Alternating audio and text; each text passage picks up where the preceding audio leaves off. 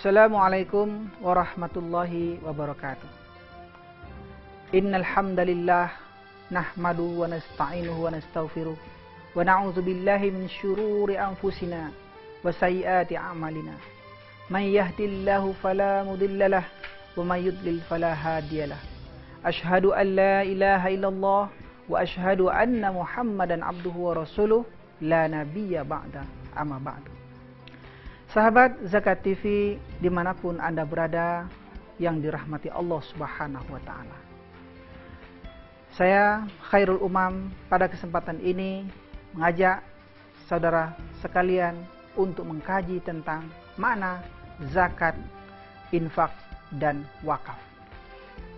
Kita sebagai seorang muslim banyak sekali diperintahkan oleh Allah Subhanahu wa Ta'ala untuk mengeluarkan harta benda kita. Dan selalu digandengkan oleh Allah Subhanahu wa Ta'ala antara sholat dengan mengeluarkan harta.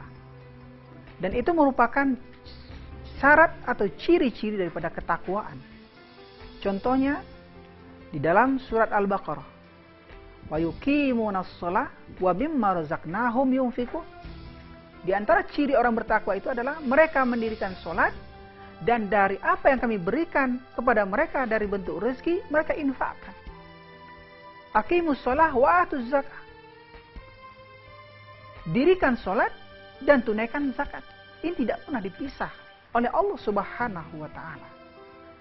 Dan infak di sini ada dua maknanya. Ada dua pengertiannya. Yang pertama infak wajib, yang kedua infak mutatawiyah atau infak sunnah. Infak wajib itulah yang diwajibkan berupa zakat. Dan infak sunnah banyak macamnya. Ada sedekah kita, ya, kemudian juga wakaf di situ. Ada lagi pemberian, hadiah dan sebagainya.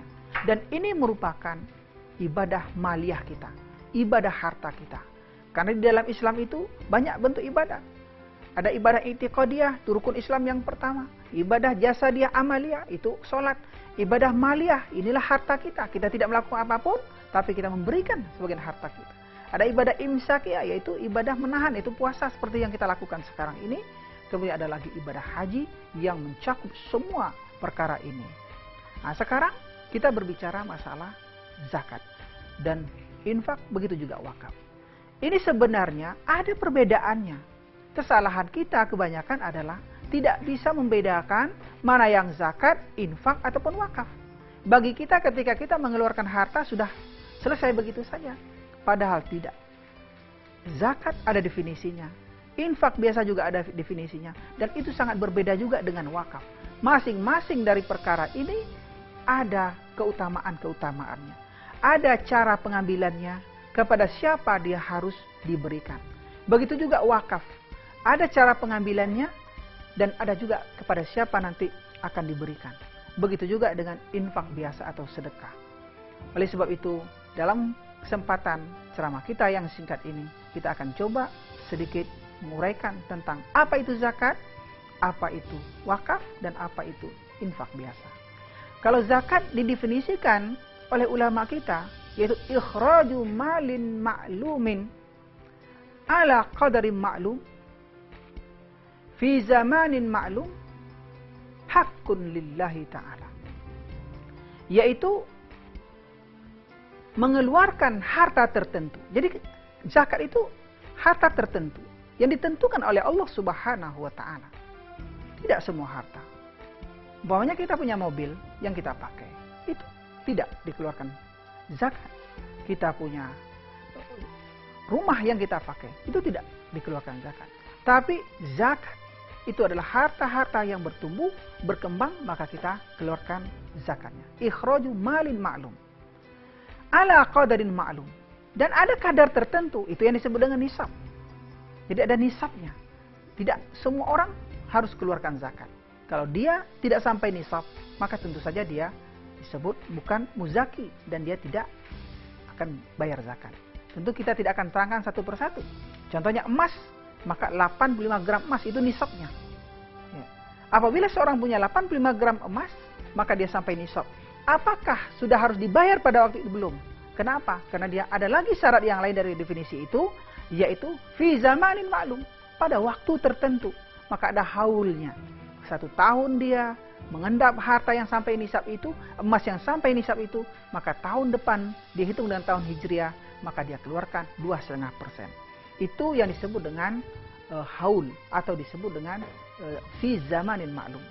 Kemudian ala ashkhasim ma'lum, diberikan kepada orang-orang yang telah ditentukan oleh Allah Subhanahu wa taala. Bukan kepada sembarang tempat saja. Itu zakat. Beda lagi nanti wakaf, beda lagi dengan infak biasa. Zakat ini ditentukan betul. Ya, hartanya tertentu, kemudian kadarnya sehingga dia harus dizakati itu tertentu, kemudian juga waktunya tertentu. Tidak bisa begini, ingat, waduh, saya mau berzakat nih. Tidak bisa seperti itu. Mengapa? Karena dia waktu tertentu. Kemudian ala syakhsim ma'lum, kepada orang-orang yang telah ditentukan. Itu yang disebut dengan asnaf, 8 asnaf. Makanya di dalam surah At-Taubah ayat 60 itu Allah Subhanahu wa taala menyampaikan innamas shadaqatu. Innama di sini disebutkan sebagai adatul hasyar, yaitu untuk melingkupi, tidak boleh keluar dari situ. Inna, sesungguhnya, apabila bersambung dengan ma, innama artinya sesungguhnya hanya. Apa yang sesungguhnya hanya? Zakat-zakat itu. Innamas shadaqatu lil fuqara'i. Kemudian wal masakin. Kemudian wal amilina 'alaiha. Kemudian wal mu'allafati qulubuhum wa fir riqab wal gharimin wa fi sabilillah wa ibnis sabil. Faridatan minallah wallahu alimun hakim. Jadi 8 ini itu yang disebut dengan ala ashkhasim ma'lum, kepada orang-orang yang ditentukan oleh Allah Subhanahu wa taala. Tidak jarang juga orang salah di dalam menyalurkan zakat ini. Apalagi kalau kita temukan di masyarakat kita, di masjid-masjid kita, zakat dibayarkan ke masjid, kemudian nanti pengurus masjid himpunkan, digabungkan dengan infak biasa, digabungkan dengan kencelengan Jumat, kemudian dimasukkan di situ sebagai kas masjid, akhirnya nanti dibangunkan kepada masjid. Apakah ini benar atau itu keliru? Karena zakat itu kepada orang-orang yang bernyawa. Mengapa kita bangunkan kepada selain daripada yang Allah tentukan itu? Innamas shadaqatu lil fuqara. Orang fakir bernyawa, orang miskin amil zakat, orang yang bekerja mengurusi zakat itu. Kemudian juga orang-orang yang dijinakkan hatinya, semuanya orang. Kemudian ada lagi orang yang terlilit hutang. Kemudian ada lagi nanti fi sabilillah, ada lagi nanti ibnus sabil. Semuanya adalah manusia-manusia yang berjiwa. Oleh sebab itu tidak bisa zakat itu kita serahkan atau kita salurkan kepada hal-hal yang di luar yang telah ditentukan oleh Allah Subhanahu wa taala. Itu yang disebut dengan zakat. Sahabat Zakat TV rahimakumullah, kita lanjutkan kajian kita dan kita istirahat terlebih dahulu setelah yang berikut ini.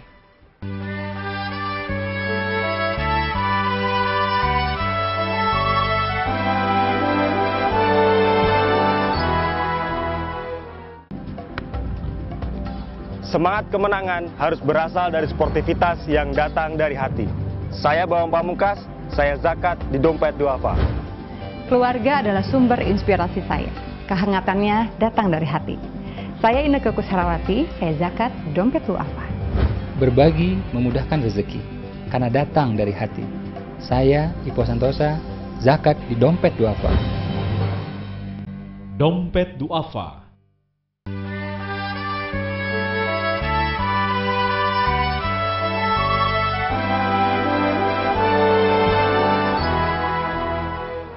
Sahabat Zakat TV yang dirahmati Allah Subhanahu wa taala. Itu tadi kita berbicara tentang masalah zakat.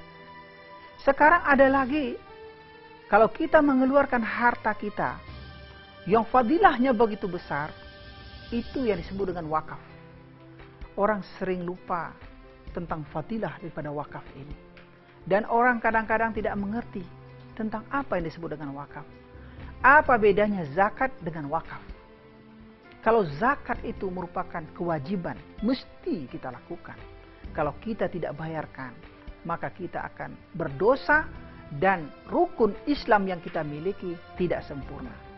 Akan tetapi wakaf termasuk kepada hal yang mutatawwi'ah. termasuk kepada yang sunnah, fadilahnya tinggi. Itu yang disebut dengan wakaf. Kalau zakat setelah dihimpun, dia harus dibagi habis kepada 8 asnaf yang disebutkan. Tidak boleh dibelikan kepada sesuatu dulu, tidak boleh dibelikan gedung, tidak boleh dibelikan tanah, tidak boleh. Akan tetapi ketika dia terhimpun, dibagikan kepada yang berhak untuk menerimanya. Berbeda dengan wakaf. Kalau wakaf, yang mengurusnya disebut dengan nazir. Kalau zakat disebut dengan amil. Nazir wakaf itu adalah orang yang mengurus wakaf. Ketika ada orang berwakaf, maka dia tidak boleh bagi itu wakaf. Maka dia harus tahan.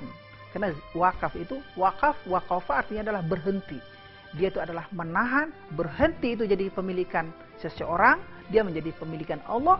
Tugas nazir itu adalah untuk menjaga harta ini supaya tidak habis. Boleh dibagikan manfaatnya. Kalau orang berwakaf tanah, tanah bisa dimanfaatkan untuk kepentingan orang lain. Tapi tanahnya tidak boleh dibagi-bagi. Kalau orang memberikan bangunan, berwakaf terhadap bangunan, kalau bangunan itu tidak boleh dibagi-bagi. Orang berwakaf uang juga dimanfaatkan, ditahan itu uang, tidak boleh dibagi-bagi. Kapan orang mendapatkan hasilnya? Ketika kalau dia wakafnya wakaf produktif, maka hasil dari produksinya itu yang boleh dibagikan kemana diinginkan oleh yang berwakaf. Dan wakaf ini luar biasa. Di dalam hadis Rasulullah Shallallahu Alaihi Wasallam bersabda, yang sangat terkenal hadisnya, "Iza mata ibnu Adam in qata'a amaluhu illa min salatin." Apabila mati seorang anak Adam, terputus semua amalnya, illa min salasin, kecuali 3 perkara yang tidak akan terputus. Sadaqatin jariyatin. Yang pertama itu adalah sedekah jariah, yaitu ulama kita mengatakan sedekah jariah dalam kurungnya itu al-wakaf, yaitu harta yang terus mengalir walaupun kita sudah meninggal dunia, pahalanya terus kita dapatkan. Itu disebut dengan sedekah jariah. Au ilmun yuntafa'u bihi, atau ilmu yang bermanfaat. Kita ajarkan ilmu kepada seorang, kemudian disebarkan dan menyebar, kita selalu mendapatkan. Kemudian yang ketiga, awaladun solihun yad'ulah, anak soleh yang mendoakan. Yang kita garis bawahi di sini adalah wakaf, sedekah jariah.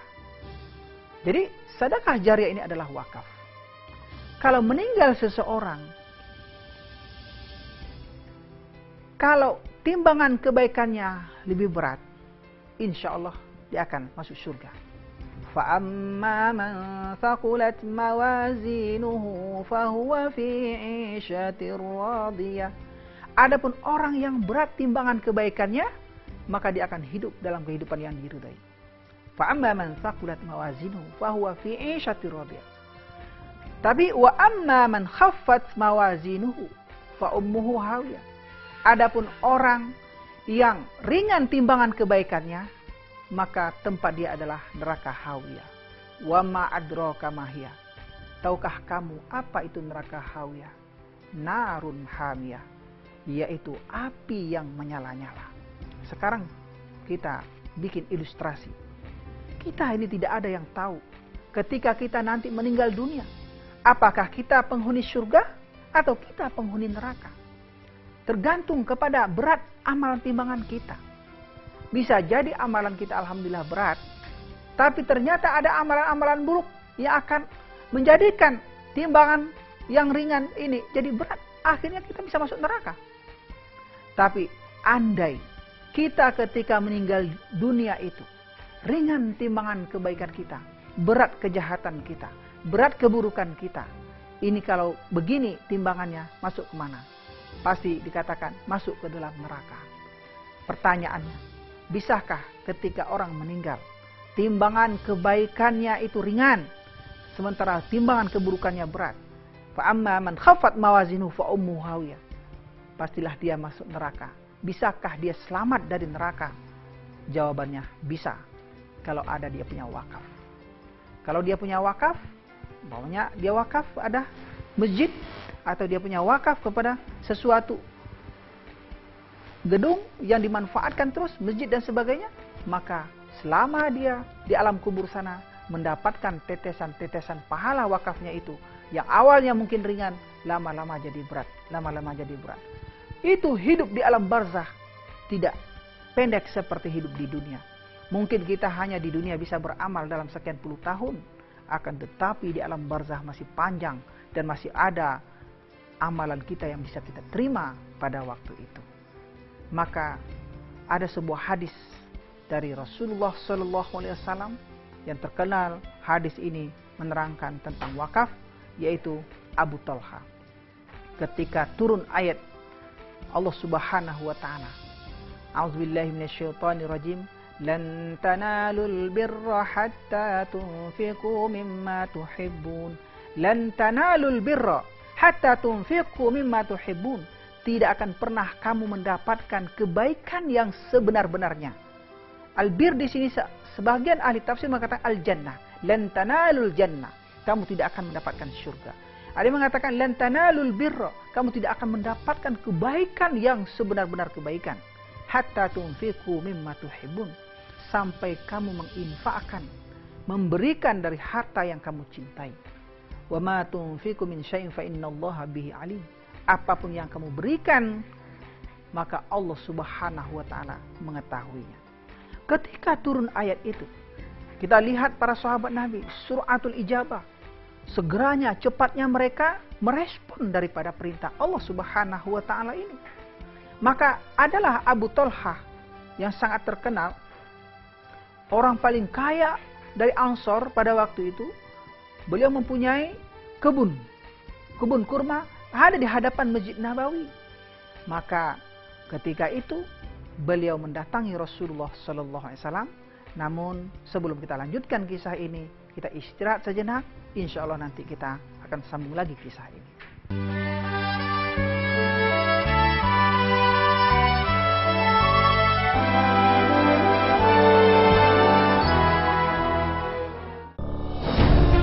Ketika keindahan dunia merebak keselarasan, berbagi kemesraan.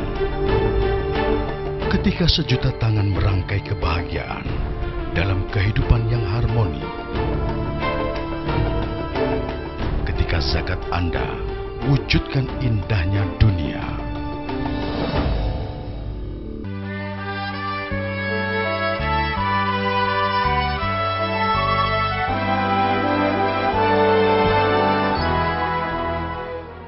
Sahabat Zakat TV dimanapun Anda berada yang dirahmati Allah Subhanahu wa ta'ala. Tadi telah kita terangkan tentang kisah wakaf Abu Talha. Abu Talha ketika mendengar ayat lan tanalul birra hatta tunfiqu mimma tuhibbun. Kamu tidak akan pernah mendapatkan kebaikan yang sejati sampai kamu menginfakkan sesuatu yang kamu cintai. Mendengar ini Abu Talha langsung mendatangi Rasulullah SAW. Langsung berhadapan dengan Rasulullah dan mengatakan kepada Rasulullah, wahai Rasulullah, sesungguhnya Allah telah mengatakan dalam firman-Nya, lan tanalul birra hatta tunfiqu mimma tuhibbun. Kamu tidak akan pernah mendapatkan kebaikan yang sejati sampai kamu infakkan sesuatu yang kamu cintai. Inna ahabbal mala ilayya hadzal birha ya Rasulullah.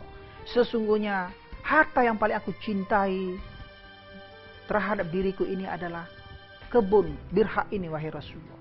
Kebun birha itu adalah kebun Abu Talha, kebun kurma yang lebat, yang ada sungai di dalamnya, ada sumur di dalamnya. Rasulullah sering masuk ke dalam sumur itu.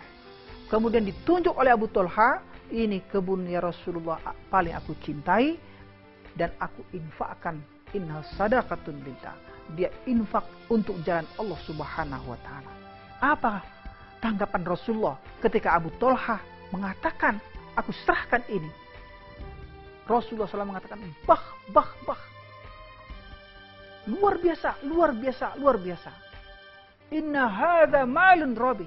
Inilah harta yang paling menguntungkan, kata Rasulullah SAW. Sekarang, mengapa Rasulullah begitu takjub dan mengatakan, hadza malun rabi. Ini adalah harta yang sangat menguntungkan. Mari kita lihat. Tanah Abu Talha itu sekarang sudah lebih 1400 tahun lamanya. Di manakah tanah itu adanya sekarang? Tanah Abu Talha yang diserahkan oleh Abu Thalhah kepada Rasulullah Sallallahu Alaihi Wasallam dan terlepas jadi miliknya, maka dikatakan wakaf, wukuf, berhenti jadi hak kepemilikan, menjadilah dia kepemilikan Allah Subhanahu wa Ta'ala semata yang bisa digunakan oleh kaum muslimin. Sekarang karena diperlebar Masjid Nabawi itu, kebun Abu Thalhah itu sekarang ini sudah berada di dalam Masjid Nabawi. Coba kita bayangkan, ketika kebunnya itu berbuah, mulai buahnya itu diserahkan kepada orang-orang yang berhak, Abu Thalhah sudah mulai mendapatkan pahalanya. Ketika Abu Thalhah meninggal, juga masih tetap mendapatkan pahalanya. Ketika kebun Abu Thalhah itu dijadikan bahagian daripada Masjid Nabawi, berapa juta orang yang telah sholat di Masjid Abu Thalhah itu atau Masjid Nabawi itu, di kebun Abu Thalhah itu, di mana setiap kali sholat di sana pahalanya adalah 1000 kali daripada sholat di masjid yang lain. Seketika orang mendapatkan pahala itu, Abu Thalhah yang sudah lama di alam kubur sana mendapatkan pahala wakaf itu. Luar biasa. Dan bayangkan, seandainya Abu Thalhah ketika itu tidak mewakafkan hartanya itu, Abu Thalhah tahan saja jadi milik dia. Dua kemungkinan yang akan terjadi. Yang pertama, Abu Thalhah meninggalkan hartanya itu, maka akan dibagi-bagilah kepada ahli warisnya semuanya. Dan Abu Thalhah hanya segitu saja mendapatkannya. Atau bukan Abu Thalhahnya yang meninggal terlebih dahulu, hartanya itu yang habis terlebih dahulu. Mungkin dimakan hama atau nanti terbakar dan sebagainya. Maka tidak ada keuntungannya. Tapi karena diberikan sebagai wakaf oleh Abu Thalhah kepada Rasulullah Sallallahu Alaihi Wasallam dan sampai sekarang menjadi berada di dalam Masjid Nabawi, keberuntungan Abu Thalhah luar biasa. Makanya Abu Thalhah dikatakan oleh Rasulullah Sallallahu Alaihi Wasallam ketika menyerahkan harta wakaf itu, bah, hadza malun rabih. Luar biasa, luar biasa, luar biasa. Untung engkau wahai Abu Thalhah. Dan ini adalah harta yang sangat menguntungkan. Mudah-mudahan kita juga bisa untuk menjadi orang wakif yang mewakafkan harta kita untuk kepentingan umat. Karena itulah nanti akan menjadi bekal kita. Walaupun kita meninggal dunia dalam keadaan ringan timbangan kita, ada yang bisa memberatkannya sehingga menyebabkan kita masuk surga, yaitu wakaf. Yang terakhir, infak. Kalau infak memang tidak terlalu banyak aturannya. Kalau zakat ada aturannya, kalau wakaf ada aturannya, kalau infak biasa itu tidak ada aturannya. Kita sendiri yang berikan kepada siapa yang kita suka. Nah, tapi juga ada tuntunannya dari Allah Subhanahu wa Ta'ala. Di dalam surah Al-Baqarah ayat 215, Allah memberi tuntunan, yas'alunaka madza yunfiqun. Mereka bertanya kepada Muhammad tentang harta yang mereka infakkan. Kul, katakan kepada mereka, ma'anfaqtum min khairin, apapun yang kamu infakkan dari hartamu, min khairin di sini adalah min malin, dari harta yang kamu punya, falil walidaini, maka jangan lupa kamu berikan yang pertama sekali untuk dua ibu bapakmu, kedua orang tuamu, falil walidaini, kemudian baru wal aqrabin, kaum kerabatmu, wal yatama, anak-anak yatim, wal masakin, kemudian orang-orang miskin, baru nanti ibnu sabil dan seterusnya itu. Miskin dan ibnu sabil. Tapi ini adalah urutannya. Beda dengan zakat tadi. Beda juga dengan wakaf. Ini yang utama bagi kita adalah menginfakkan dari harta kita. Bukan dari harta zakat. Akan tapi yang kita punya. Tidak sedikit orang mencampur adukkan. Katanya keutamaan bayar zakat kepada saudara. Kalau kita lihat dalam sejarah, kalau kita lihat ayatnya, maka di sini sebenarnya zakat itu adalah diutamakan kepada dibayarkan kepada asnaf yang ada, bukan kepada orang per orang. Yang orang per orang yang disebut dengan akrobin ini itu adalah infak, wal akrobin wal yatama wal masakin. Mudah-mudahan 3 perkara ini bisa kita pahami dengan sebaik-baiknya sehingga tidak tercampur aduk oleh kita. Karena ada orang yang merasa sudah membersihkan hartanya dengan menyisihkan 2,5% satu bulan. Ada orang minta dikasih, ada masjid minta dikasih, ada saudara minta dikasih, seolah-olah harta sudah bersih. Itu tidak. 2,5% hanya khusus untuk zakat saja. Marilah kita akhiri ceramah kita ini dengan berdoa kepada Allah Subhanahu wa Ta'ala. Mudah-mudahan kita termasuk orang-orang yang mengamalkan zakat, juga wakaf dan infak ini. A'udzubillahi minasyaitonirrajim. Bismillahirrahmanirrahim. Alhamdulillahirabbil alamin. Alhamdulillahirabbil alamin. Alhamdulillahirabbil alamin. Hamdan syakirin, hamdan na'imin, hamdan yuwafi ni'amahu wa yukafi'u mazida. Ya Rabbana walakal hamdu kama yanbaghi li jalali wajhikal karim wa 'azimi sultanik. Allahumma ighfir lana dzunubana wa liwalidayna warhamhuma kama rabbayana shighara. Rabbana zalamna anfusana wa illam taghfir lana wa tarhamna lanakunanna minal khasirin. Allahumma tahhir qulubana minal kufri wan nifaq wal fusuqi wal isyani bi rahmatika ya arhamar rahimin. Rabbana taqabbal minna salatana wa siyamana wa ruku'ana wa sujudana wa qu'udana wa tadarru'ana wa takhashu'ana wa ta'abbudana wa tammim taqsirana bi rahmatika ya arhamar rahimin. Rabbana atina fid dunya hasanah wa fil akhirati hasanah wa qina azaban nar. Subhana rabbika rabbil izzati amma yasifun wa salamun alal mursalin walhamdulillahi rabbil alamin.